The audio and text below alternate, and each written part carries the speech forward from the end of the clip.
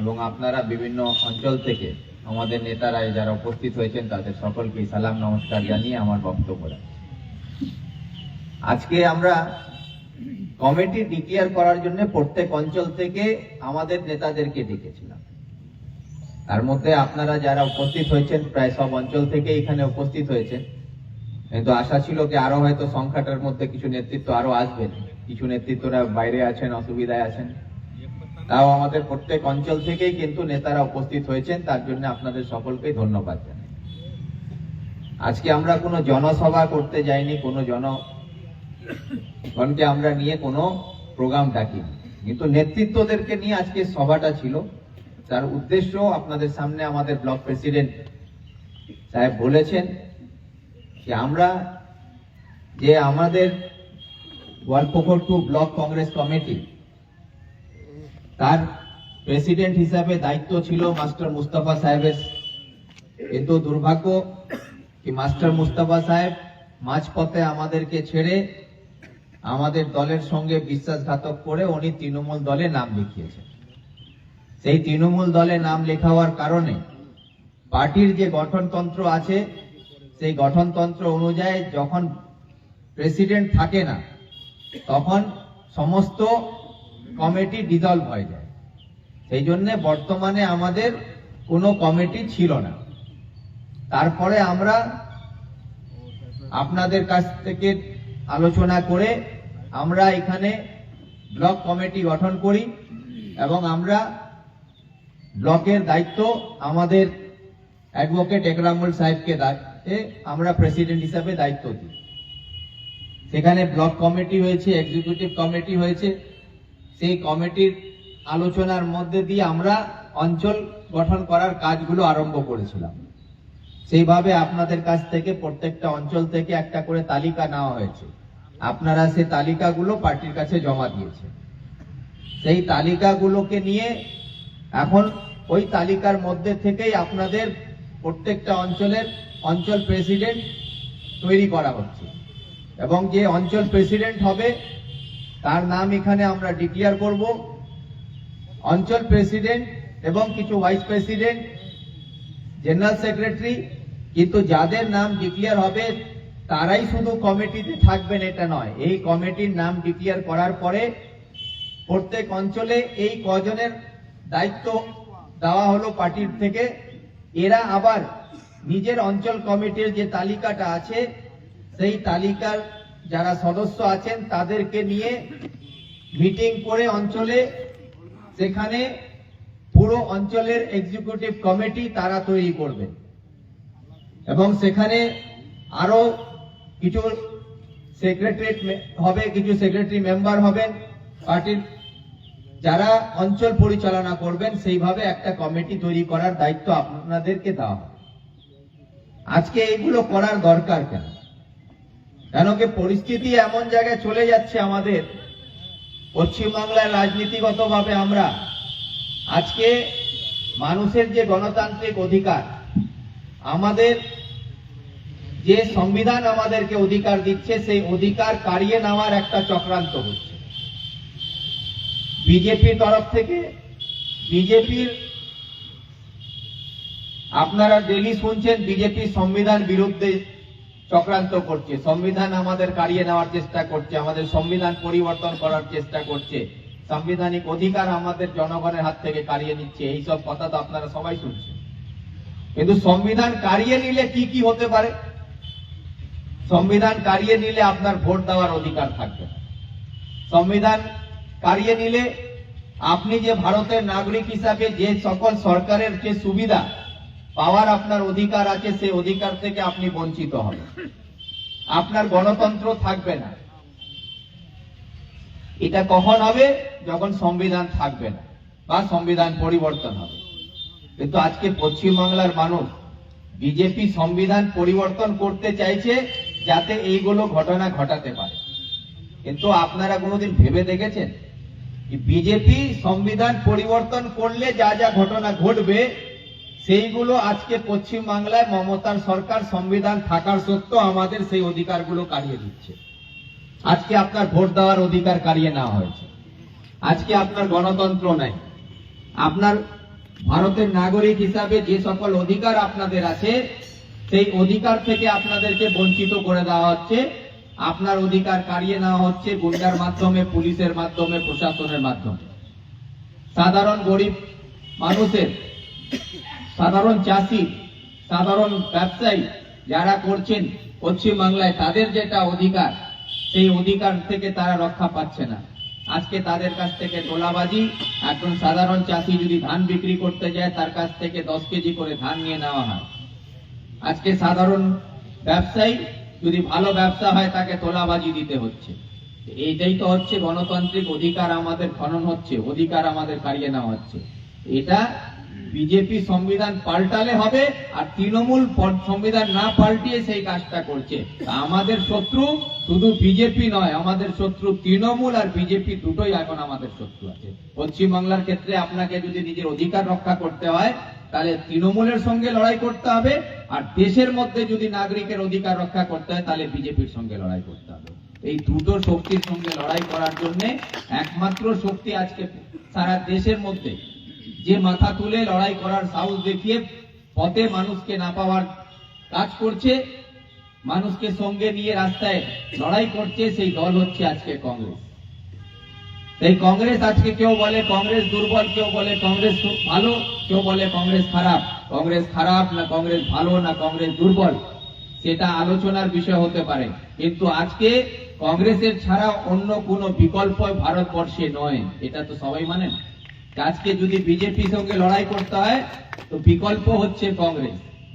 ভারতবর্ষে অনেক পার্টি আছে, বিহারে আরজেডি আছে, বাংলায় তৃণমূল আছে, দিল্লিতে আপ আছে, এরকম অনেকগুলো পার্টি আছে, আঞ্চলিক পার্টিগুলো আছে। সব আঞ্চলিক পার্টি নিজের নিজের রাজ্যে নিজের ক্ষমতা দেখাতে পারে, কিন্তু দেশে ক্ষমতা দেখাতে গেলে কংগ্রেসের হাত ধরতে হয় সবাইকে। এটা বুঝতে হয়। কংগ্রেসকে ছাড়া এই আঞ্চলিক পার্টিদের কোনো অস্তিত্ব ভারতবর্ষে নাই। কংগ্রেসের হাত ধরলেই এই আঞ্চলিক পার্টিগুলো ভারতবর্ষে তার একটা জায়গা পায়। নালে বাংলার তৃণমূল যখন বাংলার বাইরে যাবে তো ভারতবর্ষে তার কোনো অবস্থান নেই। লালু প্রসাদের পার্টি বিহার থেকে বেরিয়ে গেলে তার কোনো অবস্থান নেই। আম আদমি পার্টি দিল্লির বাইরে কোনো অবস্থান নেই। এরকম ছোট ছোট পার্টিগুলো আছে, কিন্তু এরা সবাই নিজেকে বলে আমরা বিজেপির সঙ্গে লড়াই করব, কিন্তু বিজেপি হচ্ছে আজকে রাষ্ট্রের সব থেকে বড় পার্টি। আর সব থেকে বড় পার্টির সঙ্গে লড়তে গেলে সব থেকে ছোট পার্টি লড়তে পারে না, তার সঙ্গে লড়তে গেলে তার সমান সমান যে আছে না সেই লড়তে পারবে। এটাই তো সাধারণ ব্যাপার। একটা গ্রামের মধ্যে যদি একটা বলশালী মানুষ হয় না, তার সঙ্গে লড়াই করতে গেলে একটা বাচ্চাকে ভিড়ালে হবে না, তার সঙ্গে তার মতন যে শক্তি রাখে তাকে ভিড়াতে হয়, তখনই লড়াই হবে। তো সেই লড়াই করার ক্ষমতাটা ভারতবর্ষে আজকে কংগ্রেসের আছে। আপনারা অনেক কেউ এখানে, আমি জানি অনেক কেউ মিটিং এ আসতে চান, কিন্তু ভাবেন গেলে আমার মুখটা দেখে নিলে এখন কি বলবে মেম্বারটা। কেউ মেম্বারের ভয় আসছেন না, কেউ প্রধানের ভয় আসছেন না, কেউ তৃণমূলের নেতাকে খুশি রাখতে হবে সেই জন্য আসছেন না। কিন্তু আপনারা এটা ভুলে যাচ্ছেন। আপনারা মেম্বার, মুখিয়া, প্রধানকে খুশি করার জন্য আপনারা বেরিয়ে আসছেন না, কিন্তু আবার রাস্তাঘাটে দেখা হবে অনেক কেউ আলাদা আলাদা করে আমার কাছে আসেন, অনেক কেউ আসে, কিন্তু মিটিং এ আসতে ভয় পাবে। কিন্তু মিটিং থাকবে না, তখন আবার আমার বাড়িতে এসে বলবে আমি তো আছি আপনার সঙ্গে, আমি তো আপনার সঙ্গে আছি। তো ভাই আপনি আমার সঙ্গে আছেন কিন্তু আমার পাশে নেই, প্রশ্নটা এখানে। আপনি সঙ্গে আছেন কিন্তু আমার পাশে নেই, আর যারা পাশে আছে আমি তাদেরকেই তো দেখব। পাশে যারা আছেন তাদেরকেই দেখতে পাই আমি। পরে এসে বলতে আমি তো আপনার সঙ্গে, বলবে মোর দিলটা তোর भी দিছে, আমি তো ছিও भी थी, বলে দিলটা তোর भी দিছে। तब दिलदा मोर लिगे যে আমি কি দিল দেখো বাঁচি, দিলটা কার भी দিছে, মোর भी দিছে না কার, কি বলছিস দিলটা মোর দিছে, लेकिन দিলটা লে আমি কি করু, মোক তো লোকটা লাগবে, তোর দিলটা তোর লিগি না, এই লোকটা মোর সাথে রবো তব না আমি বুঝো। তো এই যে গল্পগুলো দেয় कि दिल आपका है हम उधर हैं, ये सब कहानी से आप अपने आप को ढक रहे हैं और साथ साथ आप समाज को भी कमजोर बनाते हैं, क्योंकि आप कमजोर हैं, आप डरे हुए हैं, आपके साथ 4 आदमी को आप और डराते हैं समाज को। क्योंकि घर में अगर बाप डरा हुआ हो ना, तो उसका बेटा बहादुर कभी नहीं हो सकता है। तो ये बात समझ लीजिएगा। अगर आप चाहते हैं कि आप अपने समाज में सर उठा के जीना चाहते हैं, तो आपको डर अपने अंदर से निकालना होगा। आप चाहते हैं कि मोर बेटा बड़ा है बहादुर हो गए, नहीं होगा। अगर क्योंकि एक बच्चा का नजर में उसका वालिद जो है वो हीरो होता है। एक बच्चा अपने बाप को हर दिन बड़ा होते होते देखता है और उसका बच्चा के नजर में उसका बाप ही उसका हीरो होता है।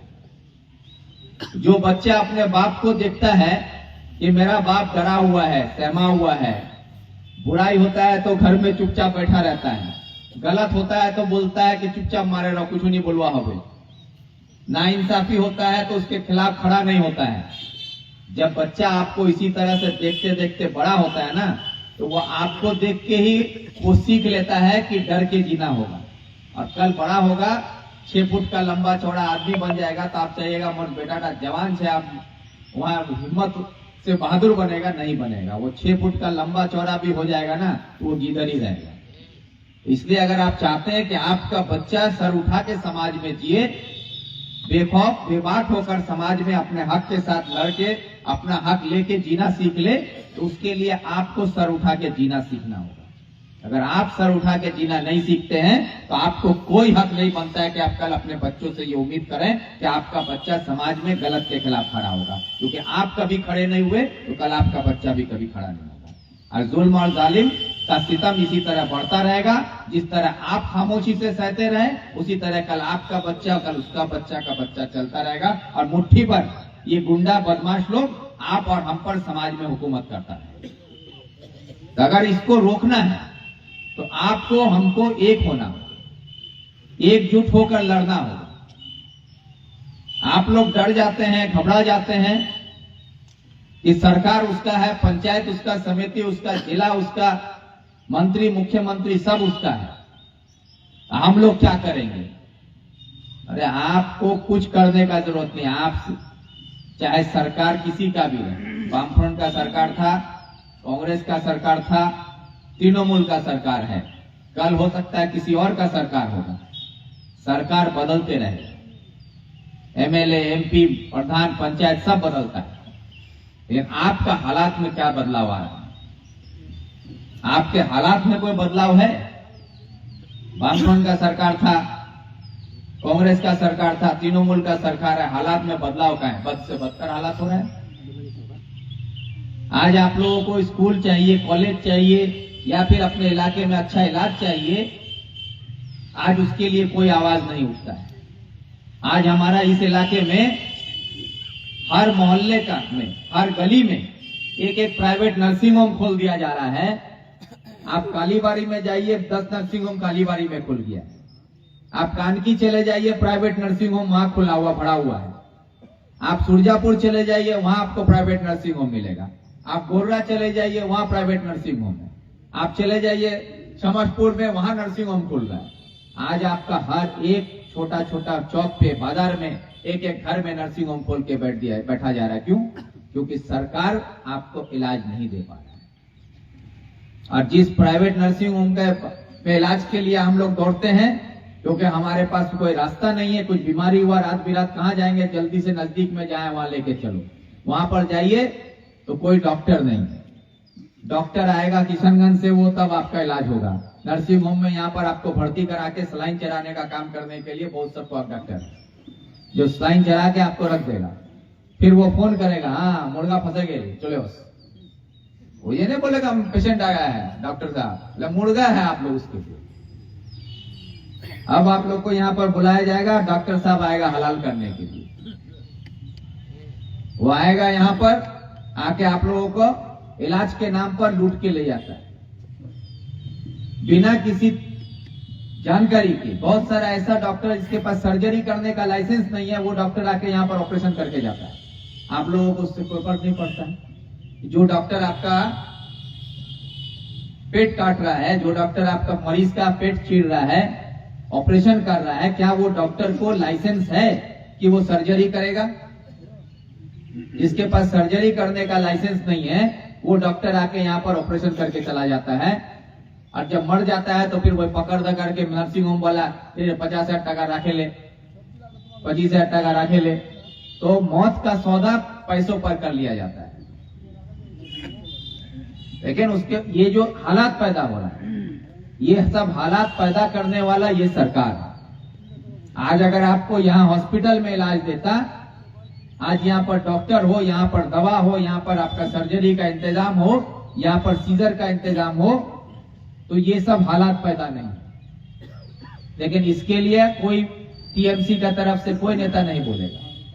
यहाँ पर रोगी कल्याण समिति का मीटिंग होता है बीडीओ ऑफिस में, उसका मेंबर हमारे एमएलए साहब भी हैं, उसका मेंबर सभापति साहब भी हैं, उसका मेंबर पंचायत समिति का मेंबर साहब भी हैं। ये लोग वहां पर मेंबर हैं।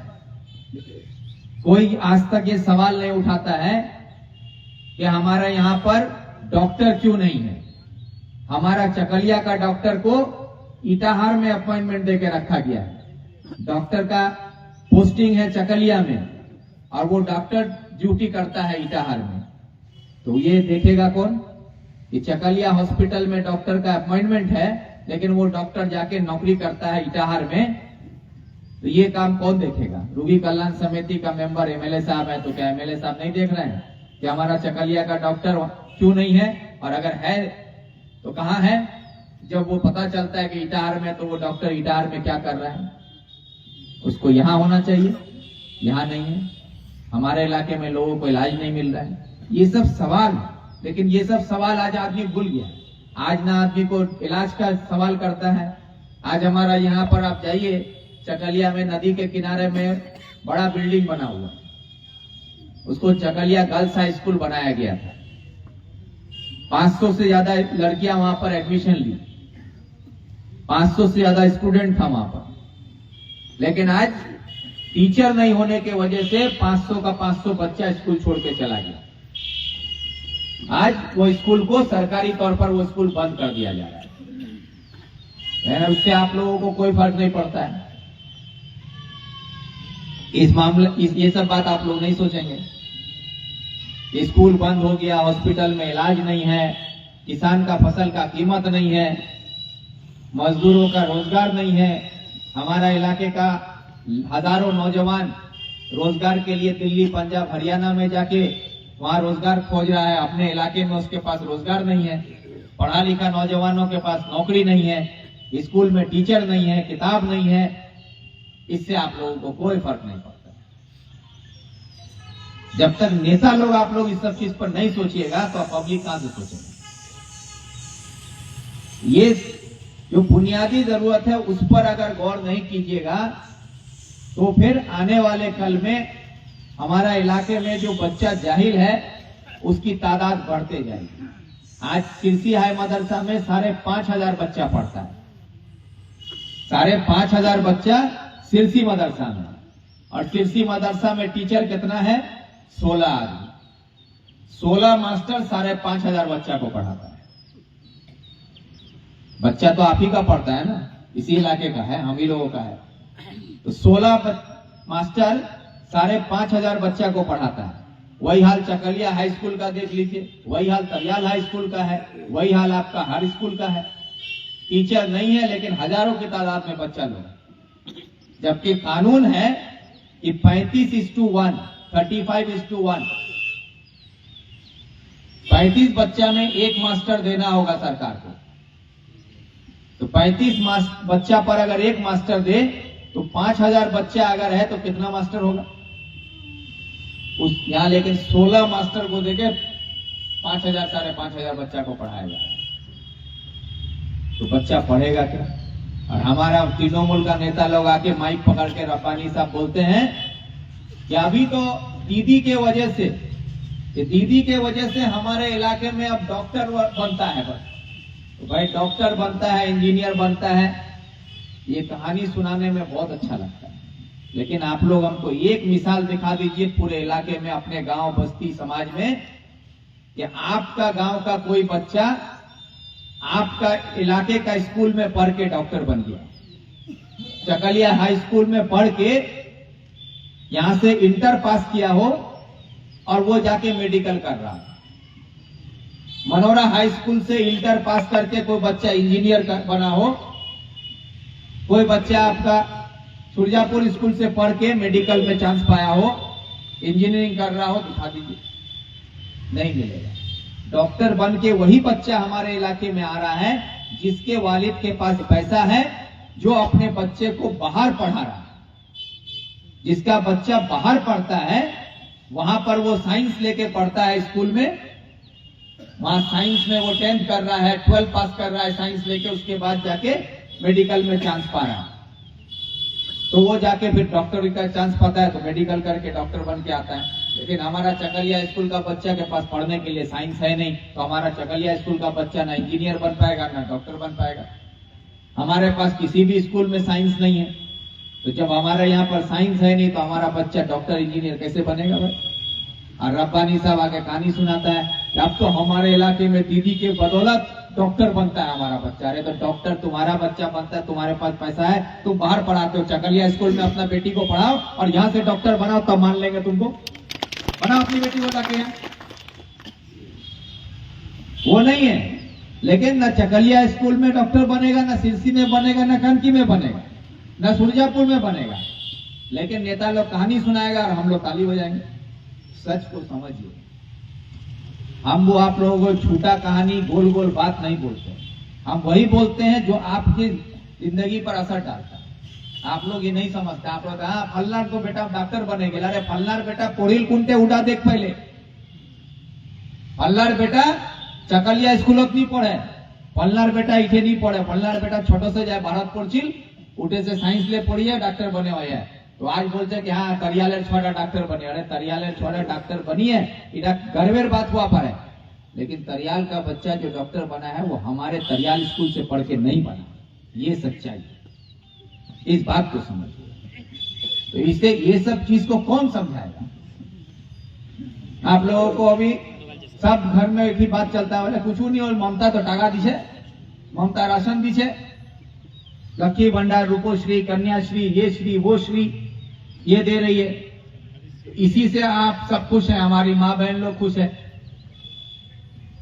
तो इससे आपको 1000 रुपया देके आपको कितना तरह से लूटा जाता है वो आप लोग नहीं देखते।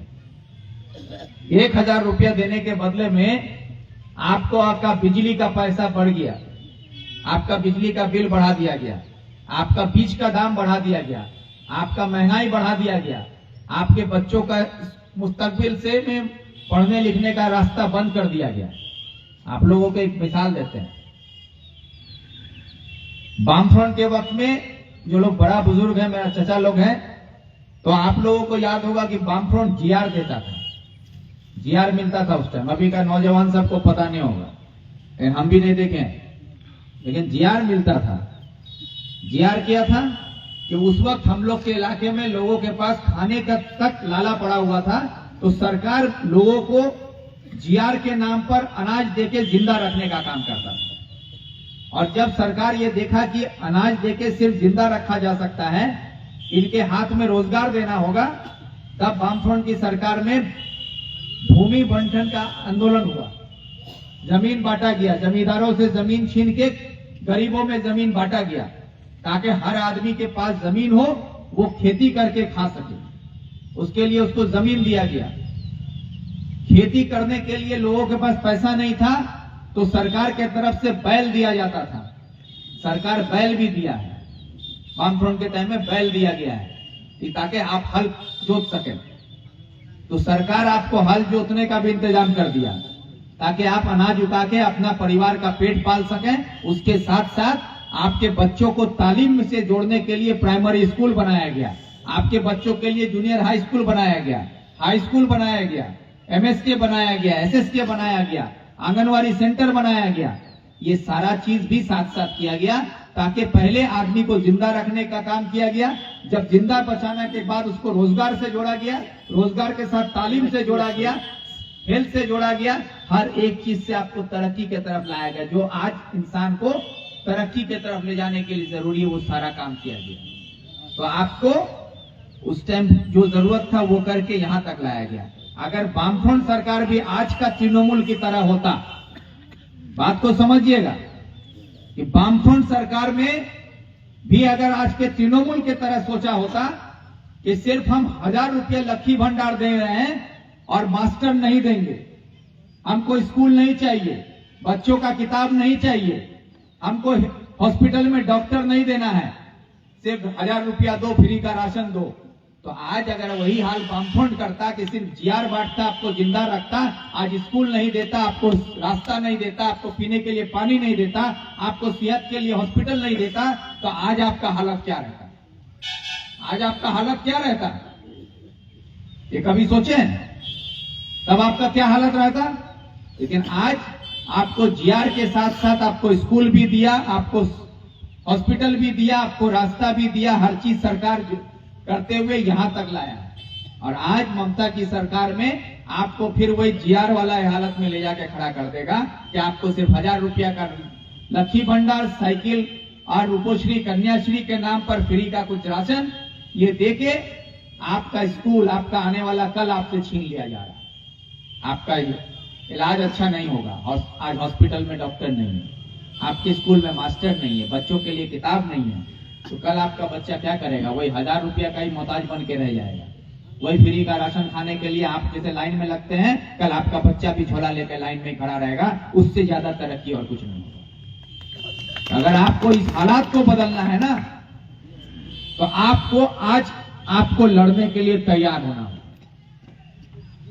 चुनाव होगा जब होगा, बहुत कोई कहता है कि वोट दूंगा, वोट है लड़ाई नहीं छेड़ा बाबू।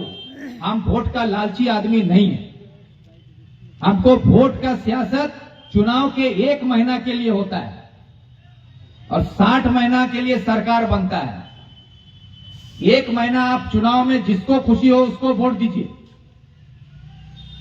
1 महीना में आपको यह फैसला लेना होगा कि आपका चुनाव में कौन उम्मीदवार खड़ा हुआ है, कौन आपका सामने आया है, कौन सी पार्टी को वोट देना है, वो आप तय कीजिएगा। लेकिन बाकी का 59 महीना, जो 59 महीना है, उस 59 महीना में आपको जिंदा रहना है। उसमें आप कैसे जिंदा रहिएगा, वो लड़ाई आपको लड़ना होगा। वोट में कौन जीता कौन हारा वो बड़ी बात नहीं होती है, लेकिन आप जो 5 साल जिंदा रहिएगा, समाज में सर उठा के जी पाइएगा कि नहीं, आप अपने बच्चों को अच्छी तालीम दे पाइएगा कि नहीं, आपके घर में अगर कोई बीमार हो तो उसको बेहतर इलाज मिलेगा या नहीं, आप किसान हैं तो आपके फसल का कीमत मिलेगा या नहीं, आप मजदूर हैं तो आपको मजदूरी का पैसा मिलेगा या नहीं, आप समाज में जीते हैं तो आपके साथ कोई घटना घटे तो आपको पुलिस और कानून का मदद मिलेगा या नहीं, ये कौन तय करेगा? ये आपको तय करना होगा। आज आप किसी को भी जिता दें, वो जीत के एमएलए एमपी बन सकता है, मेंबर प्रधान बन सकता है, समिति बन सकता है, लेकिन वो बनने के बाद वो हाउस के अंदर जो है वो अपना काम करेगा, लेकिन समाज में आपको रहना है। आज आपके समाज में आपको लगता है कि आप महफूज हैं? आज आपका समाज में जो माहौल है, आज गरीबों का जमीन छीन लिया जा रहा है, जिसका नाम पर सरकारी जमीन था, पट्टा था, उसका जमीन छीन लिया जा रहा है और वो जमीन छीन के बोला जा रहा है ये सरकारी जमीन। सरकारी जमीन के नाम पर छीना जा रहा है, किसी को बोलता है यहाँ सरकारी काम होगा। अभी आप लोग कुछ सुने होंगे, कुछ दिन पहले हम बोले भी थे कॉलेज के बारे में। कॉलेज के मामले में आपका बिजुलिया में वहां पर जाके डीएम साहब को लेके आया गया, एसडीओ साहब आए, सभापति साहब, एमएलए साहब, मंत्री साहब, पीडीओ साहब, बीएलआरओ साहब, सारे साहेबों को इकट्ठा कर लिया गया और बिजुलिया में जो गरीब आदमी लोग कई दशक से, कोई 30 साल से, कोई 40 साल से जमीन पर नदी के किनारे में उस बंजर जमीन को उपजाऊ बना के बेचारा अपना गुजर बसर करता है, कोई खेती करके खा रहा है, कोई उसमें अपना छोटा सा झोपड़ी बना के रह रहा है, उस जमीन पर इन लोगों का नजर पड़ गया और वहां जाके एक सरकारी बोर्ड लगा दिया गया बोर्ड में अभी भी जाके अगर बोर्ड देखिएगा तो उस बोर्ड अगर है वहां पर तो उस बोर्ड में सिर्फ इतना ही लिखा हुआ है कि ये जमीन पश्चिम बंगाल सरकार का है, ये जमीन पश्चिम बंगाल सरकार का है। तो भाई कानून जहां तक हम जानते हैं कि जो सरकार होता है सारा जमीन सरकार का होता है। अब मेरे घर के सामने ये जो गड्ढा देख रहे हैं ये नौइंजली है। अब जो नौइंजली रास्ता के किनारे किनारे पे है ये नौइंजली सरकारी जमीन है। अब उस पे लाके अगर बीडीओ साहब बोर्ड लगा दे कि ये जो मीटर सरकार है तो क्या फर्क पड़ता है, वो तो सरकार का है, सभी जानते हैं। बेस जमीन है तो सरकार का है, ये सब जानते हैं। तो उसमें बोर्ड लगाने का कोई मतलब, अगर बोर्ड लगाया गया था कि कॉलेज बनेगा तो नियम यह है कि यूजीसी से एक अप्रूवल मिलता है, लेना पड़ेगा। यूजीसी जब अप्रूवल देगा, ग्रांट करेगा, उसके बाद फाइनेंस डिपार्टमेंट के पास जाएगा, फाइनेंस फिर अप्रूवल करेगा कि हाँ हम कॉलेज बनाने के लिए बजट में इतना रुपया देंगे, उतना रुपया बजट में आएगा। यूजीसी बोलेगा कि इतना प्रोफेसर का पैसा हम देंगे, क्यों वो सब तय होता है। उसके बाद सरकार जमीन एक्वायर करता है, फिर जमीन एक्वायर होता है, उसके बाद उस जमीन पर कंस्ट्रक्शन के लिए बजट तैयार होके फिर वहां पर टेंडर होता है। यहां ना यूजीसी से कोई अप्रूवल है, ना फाइनेंस से कोई अप्रूवल है, ना विधानसभा में कोई रेजोल्यूशन पास हुआ है कि 2024-25 में कोई कॉलेज बंगाल में सरकार बनाएगी। लेकिन यहां पर कॉलेज के नाम पर गरीबों का जमीन दखल कर लिया गया और यही हादसा ग्वालपोखर में हुआ कि गरीब का जमीन, बेस जमीन दखल कर लिया और वहां पर तृणमूल का गुंडा, पुलिस प्रशासन जाके जमीन खाली करा दिया और जिसका घर तोड़ा गया वो बेचारा रोने लगा तो उसको अलग से बुला के फिर बोलता है कि तोर जमीन लगबे, बोला हाँ लगबे, मोड़े तो घर छिल, बोला ठीक है 3 लाख टका कट्ठा दे तो फिर जगह दे दूंगा। तो सोचिए ये हालत है कि सरकारी जमीन पहले छीना जाता है, फिर वही जमीन को 3-3 लाख रुपया, 4-4 लाख रुपया कट्ठा में आपको पोजीशन में बैठा दिया जाएगा। और यही चीज बिजुलिया में होगा कि वहां पर जो जमीन लिया गया है अब उस जमीन पर फिर देखिएगा किसी को लाके बैठा दिया जाएगा या कोई कंपनी को घुसा दिया जाएगा लाके, लेकिन वहां पर कॉलेज बनेगा इसका अभी तक कोई कागजी दस्तावेज नहीं है। हम ये मांग किए हैं हमारे एमएलए साहब से, हमारे बीडीओ साहब से, हमारे मंत्री साहब से, डीएम साहब से कि अगर ग्वालपोखर 2 में कोई कॉलेज बनेगा तो उसका कागज दिखाइए कि यहां पर पश्चिम बंगाल सरकार के तरफ से ग्वालपोखर 2 में कोई कॉलेज बनाने का प्रस्ताव है या नहीं है, कोई कागज नहीं है। तो ये सब लोगों को वर्गलाने का काम है। तो ये सब जो सच्चाई है ना, आप लोग अगर सब कोई खामोश आंख मूंद करके बैठे रहिएगा तो हालत वही है कि जैसे होता है कि देखिए कोई खरगोश का ही कहानी है सर, खरगोश को अगर कहीं हो कि उसको लगा कि उस पर हमला होने वाला है ना तो वो अपना मुंह जो है गड्ढा में घुसा देता है, वो कुछ नहीं देख पाता है क्योंकि उसका मुंह तो गड्ढा में घुस गया, लेकिन उसका पूरा बदन जो है बाहर रहता है, उसका बदन तो दिखाई देता है सबको, तो शिकारी उसको आराम से पकड़ता है। तो आप लोग का हाल वही है कि आप लोग सब कुछ देख के अपना मुंह गड्ढा में घुसा के रखे हैं, पूरा फिर छोड़ दिया, तो तृणमूल वाला खाता है आप लोग को। तो इसीलिए जो बात हम कह रहे हैं कि देखिए चुनाव सिर्फ मुद्दा नहीं है, चुनाव आएगा, लड़ेंगे नहीं लड़ेंगे वो चुनाव के वक्त में तय होगा, लेकिन सियासत जो है वो आवाम के लिए है और कांग्रेस पार्टी पूरे देश में आवाम के हक में लड़ रही है और हम लोग आपके साथ, आपके लिए, आपके हक की बात करने के लिए तैयार हैं। सिर्फ आप लोगों को भी थोड़ा अपने आप को मजबूत करके बाहर निकलने का जरूरत है। कोई मेंबर से डरा हुआ है, कोई प्रधान से डरा हुआ है, कोई नेता से डरा हुआ है, कोई एमएलए से डरा हुआ है, कोई पुलिस से डरा हुआ है। अरे भाई आप लोग जितना सबसे डरे हुए हैं ना, आप लोगों को पता नहीं क्या लगता है नहीं लगता है, तृणमूल का जितना नेता से डरे हुए हैं, चाहे वो यहाँ का नेता हो, चाहे बंगाल का नेता हो, चाहे वो मुख्यमंत्री क्यों ना हो, आप लोग जितने से डरे हुए हैं वो सब नेता आपका नेता विक्टर से डरता है। और इस बात को, ये बात हमको आपको सिर्फ सुनाने के लिए हम नहीं बोलते, ये बात हम साबित करके दिखाएं कि भाई लोकसभा का चुनाव में यहां पर मुख्यमंत्री 5 बार आई सभा करने के लिए। पूरे बंगाल में 42 लोकसभा सीट था। मुख्यमंत्री किसी लोकसभा में एक बार से दोबारा नहीं गई, लेकिन चकलिया, इस्लामपुर, ग्वालपोखर, करंदीगी, हेमताबाद, यहां पर 5 बार आके वो सभा की। क्योंकि वो भी ये जानती थी कि अगर विक्टर जीत गया तो बंगाल में मेरे खिलाफ एक मजबूत अपोजिशन खड़ा कर देगा ये, इसलिए विक्टर को हराना होगा। इसलिए बीजेपी जीतता है तो जीतने दो, लेकिन विक्टर को नहीं जीतने देना होगा। अगर उनको बीजेपी को हराना होता, तृणमूल वालों को, तो बीजेपी का घर है कलियागंज, बीजेपी का घर है रायगंज, जहां सबसे ज्यादा वोट पाता है।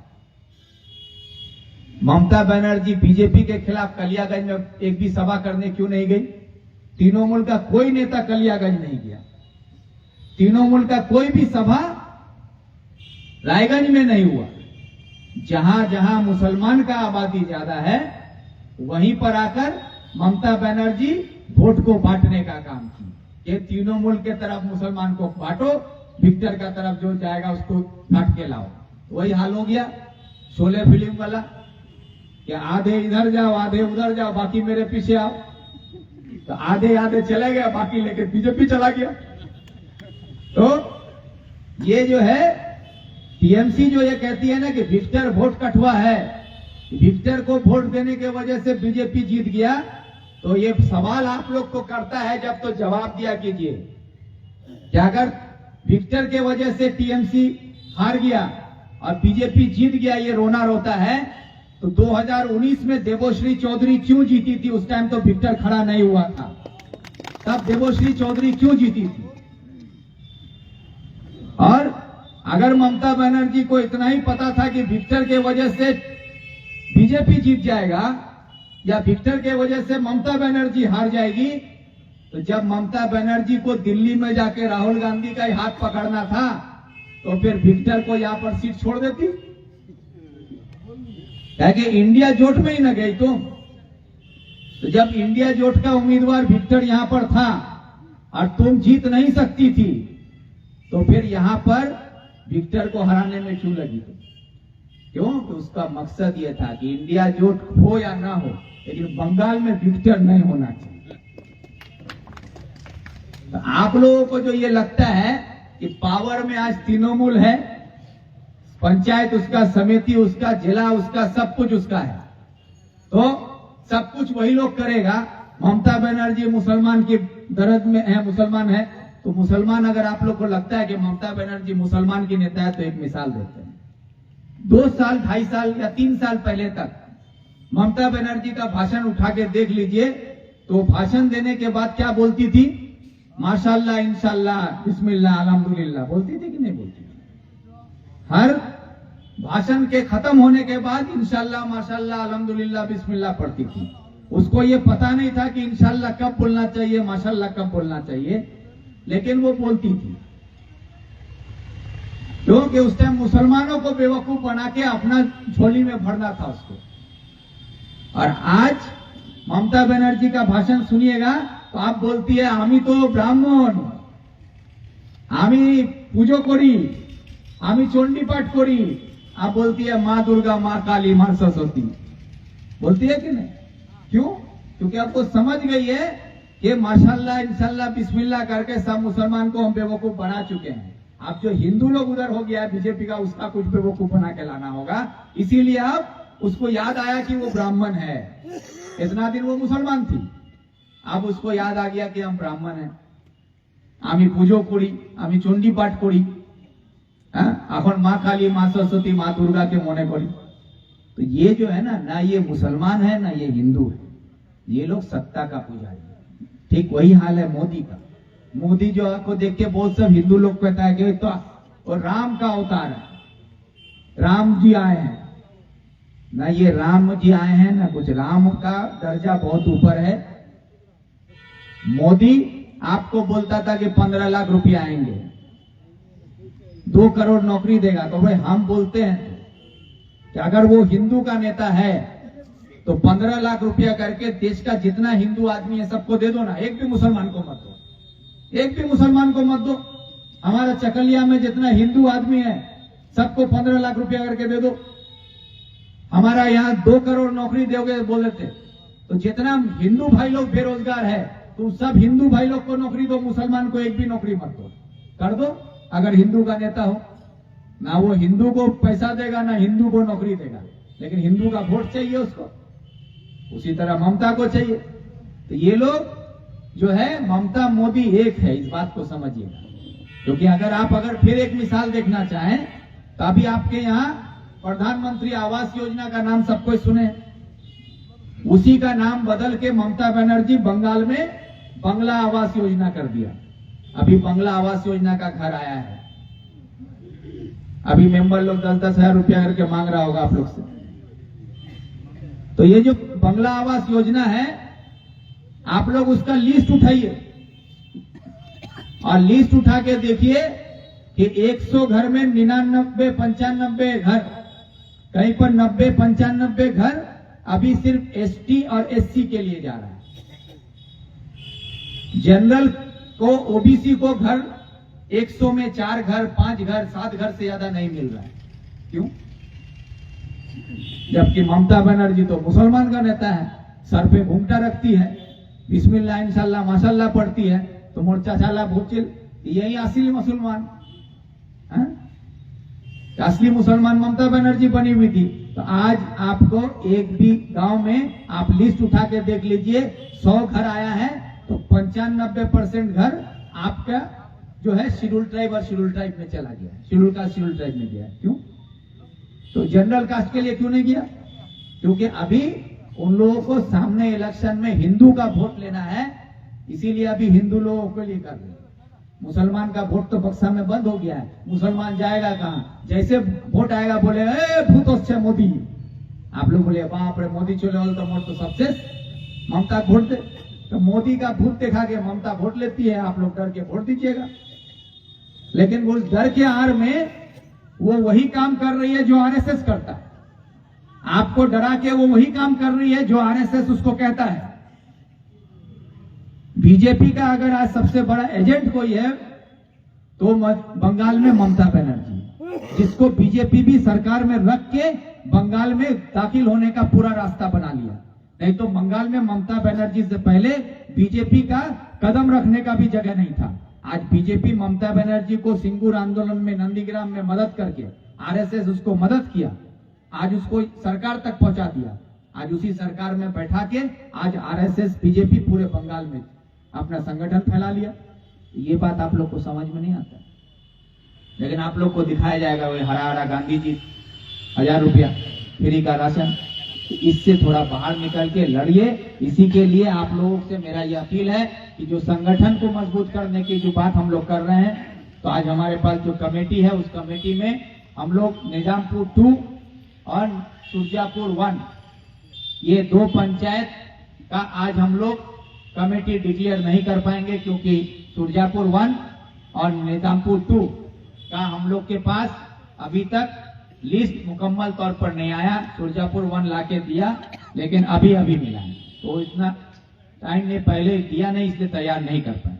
तो वो 2 अंचल को छोड़ के बाकी का जो 9 अंचल है उसका लिस्ट में प्रेसिडेंट, पार्टी के तरफ से अंचल प्रेसिडेंट कौन होगा, 1-2 vice president, general secretary, secretary हम लोग जितना लिस्ट में बना पाए हैं कर दिए हैं।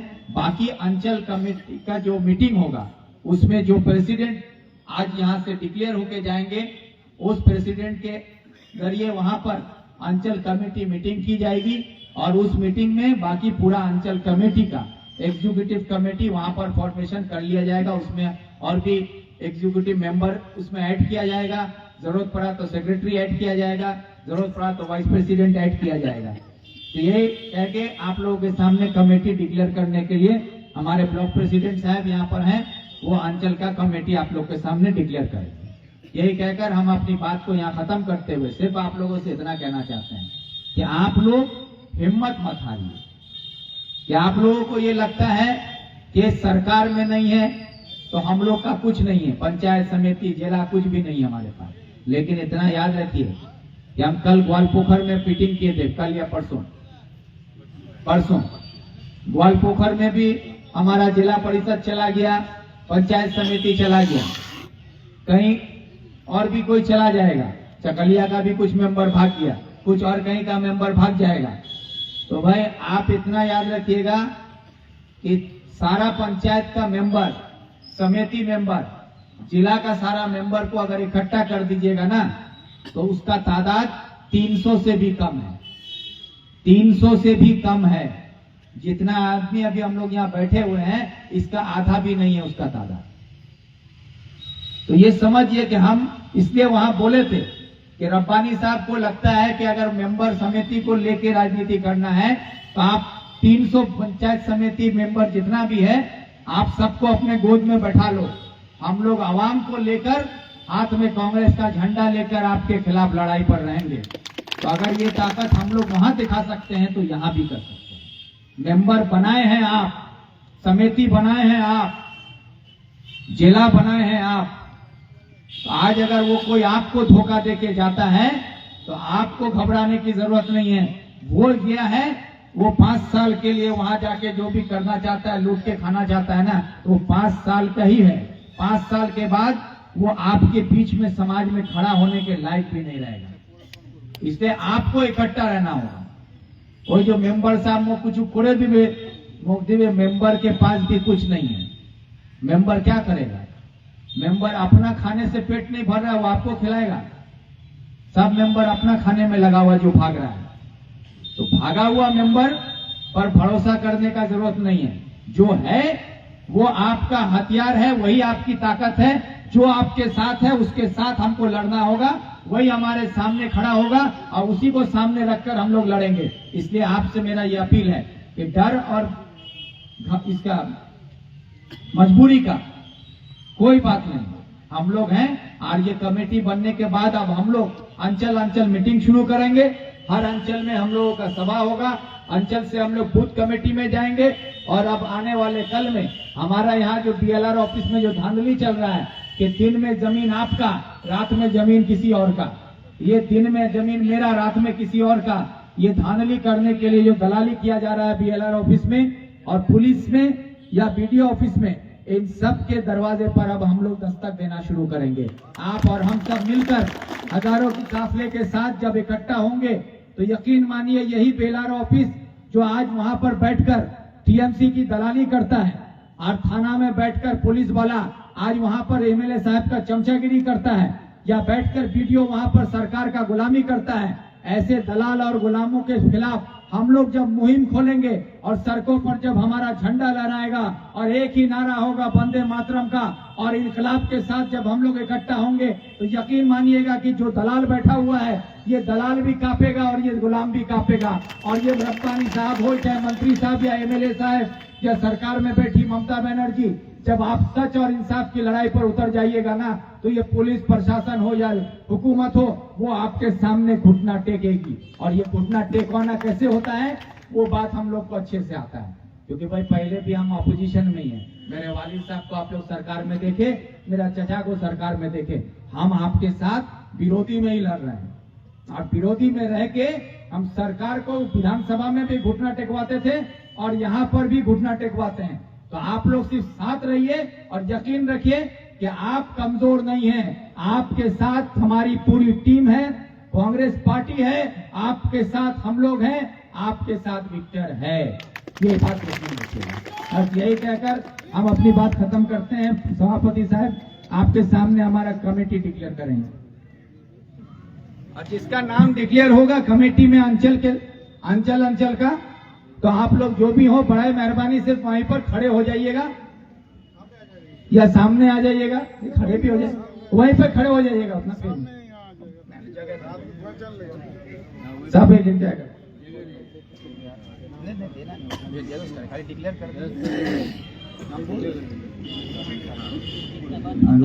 आप लोगों का ये अपॉइंटमेंट लेटर यहाँ रेडी है। हम लोग अभी डिक्लेयर करके लेटर हम लोग के पास ही रहेगा, इसको जेरोक्स करके हम लोग ऑफिस में एक कॉपी रख लेंगे, फिर एक एक कॉपी आप लोग को दे देंगे।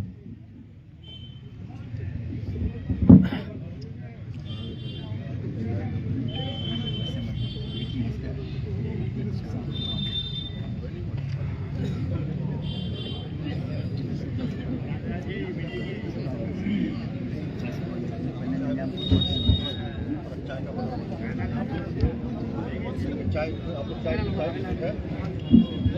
लोगों से मुअद्दबा ना पीले कि थोड़ा लाइन पर बैठे हुए रहे, पढ़ाई करम बहुत संगठित जो है तो चाय और बिस्किट वगैरह आ रहा है, थोड़ा देने में कोऑपरेट करें। आया देखिए चाय बिस्किट लेके आएगा, बैठे रहिए, वो आपके पास अपने आप चला जाएगा। थोड़ा सा चाय लेने में हम लोग का होता है कि सुरजापुरी आदमी है तो मेहमान नवाजी ज्यादा करते हैं, तो वहां पर जब जाएगा बोलेंगे टी लेनी में बहुत हल्ला होता है, इसलिए जान ली की जावे बाबू वहीं ले ले, ठीक है। तो हाँ सभापति साहब के इजाजत से हम ही पढ़ ले रहे हैं। निजामपुर वन में मोहम्मद कमरुज्जमा मास्टर साहब को अंचल प्रेसिडेंट की जिम्मेदारी दी गई। और उसके बाद Mohammad Anwar Alam vice president, Abdul Razzaq Sagarpur vice president, Mohammad कम नहीं आया वो, अच्छा Malik Astur secretary, Mohammad Asif general secretary, Nasar खड़े हो ना, अरे देखिएगा ना, शक्ल दिखाओगे ना, नूरानी चेहरा छुपा के रखोगे तो कैसे होगा।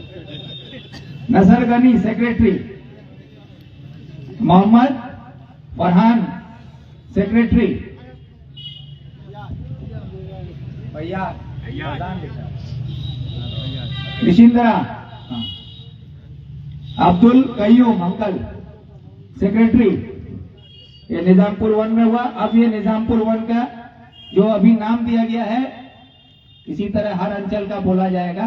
तो जो प्रेसिडेंट साहब हैं वो एक मीटिंग बुलाएंगे, इसमें और कमेटी में आपका जो अंचल का लिस्ट आप लोग बना के दिया, उसी लिस्ट में से इसमें और सेक्रेटरी और आपका कमेटी मेंबर आप लोग उसमें ऐड कर लीजिए, ठीक।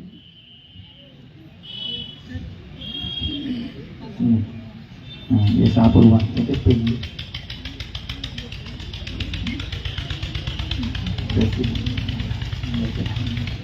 लास्ट वाला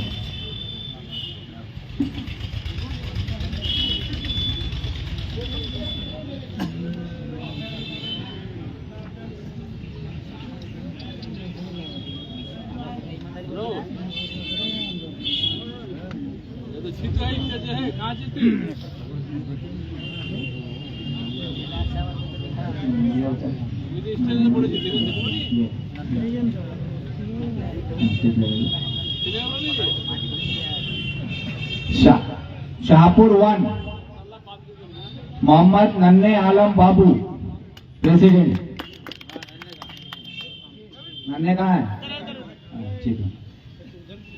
doctor Muzaffar Hussain vice president कहाँ है? मुजफ्फर भाई नहीं है?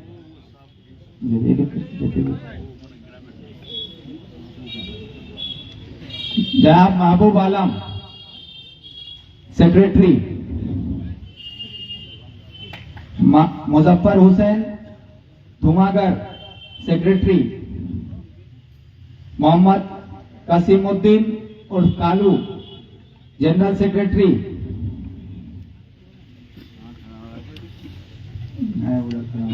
उधर बैठे। इसके बाद है जनाब आबिद हुसैन मकान पोखर सेक्रेटरी,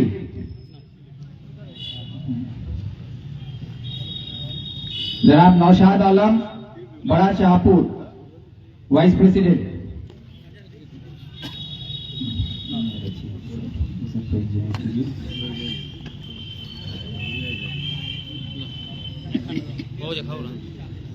जनाब सुरजापुर 2 जनाब Azad Hussain president, Mohammad Jameel Akhtar vice president, Shri Rakesh Singh vice president, Jamshed Alam general secretary, Sharafat Hussain साहब vice president, Sakim Ali secretary, Shafique Alam secretary, Tanveer Alam secretary, Abid Hussain secretary, Naseem Akhtar secretary.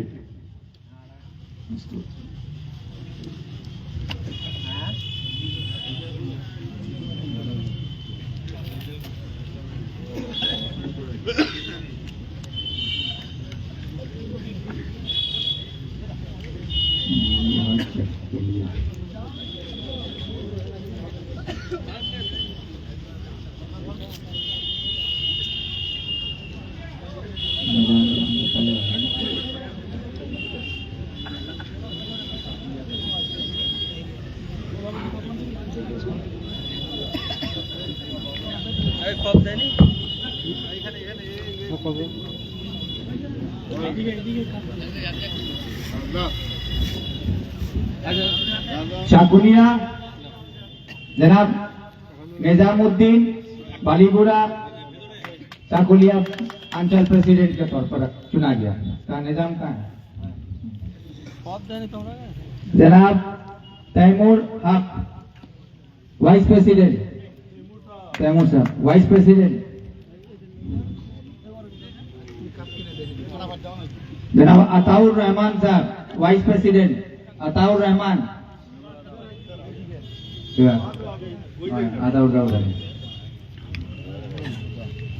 Nazmul हुदा शिकारपुर वाइस प्रेसिडेंट, नाजमुल हुदा।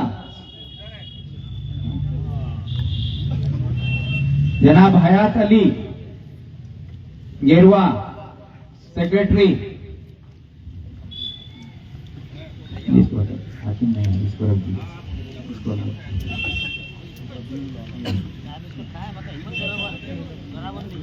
जनाब रबीउल आलम बलंचा secretary, Sadiq Hussain general secretary cricket टोला। अच्छा सादिक भाई मिट्टी देने गए। जनाब अतिउर रहमान बेरिया, Atiur Rahman area secretary. Shri Vipul Kumar Das vice president, Vipul Kumar Das. हाँ ठीक है, वाइस प्रेसिडेंट। ये कहाँ का है? चलिए